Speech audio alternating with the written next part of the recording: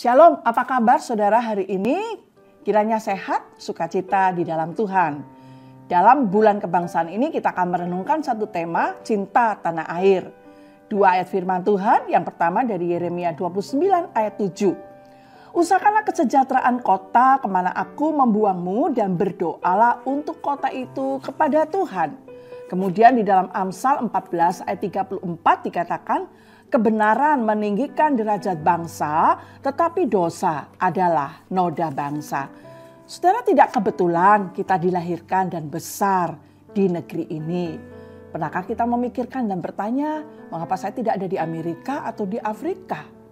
Tentu saja dalam rencana dan pengaturan Tuhan. Tapi satu hal yang penting adalah kita melakukan pekerjaan baik yang Tuhan mau kita lakukan untuk negeri ini. Bagaimana kita sebagai orang percaya menunjukkan cinta tanah air?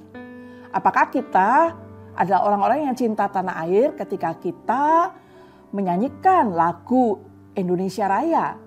Atau ketika kita mengikuti upacara bendera? Ketika kita mengucapkan sila-sila dalam Pancasila? Atau ketika kita melakukan kegiatan-kegiatan dalam masyarakat? Firman Tuhan katakan bagaimana kita harus melakukan sebuah tindakan sebagai tanda cinta kepada tanah air.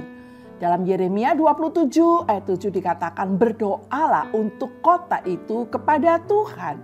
Ketika bangsa Israel dibuang dan dihukum di Babel selama 70 tahun, maka bangsa Israel diperintahkan untuk berdoa bagi bangsa itu yang saat itu mengalami pembuangan. Berdoa bagi bangsa adalah sebuah tindakan untuk menyatakan rasa cinta pada tanah air. Berdoalah untuk pemerintahan kita.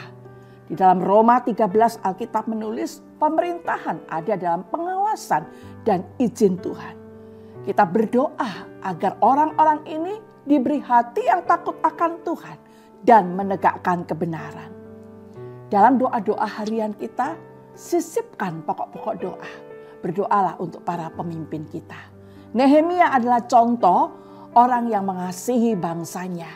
Orang yang berdoa bahkan berkorban bagi bangsanya. Yang kedua, apa yang kita bisa lakukan?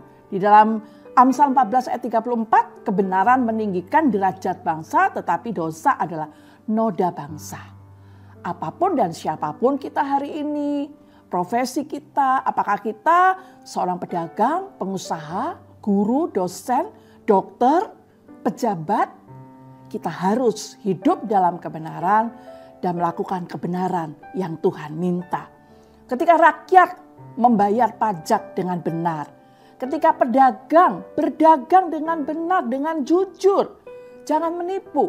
Ketika pengusaha berusaha dengan hati yang takut akan Tuhan, bukan hanya demi sebuah keuntungan besar. Ketika para pejabat tidak melakukan korupsi, melakukan kebenaran, maka firman Tuhan katakan akan meninggikan derajat bangsa. Ketika seluruh pemimpin, seluruh rakyat Indonesia melakukan kebenaran, maka derajat bangsa Indonesia akan tinggi. Kita rindukan agar derajat bangsa kita ditinggikan di antara bangsa-bangsa lain. Mari kita melakukan kebenaran firman Tuhan ini, menunjukkan cinta tanah air melalui apa yang kita bisa lakukan hari ini. Tuhan Yesus memberkati. Shalom.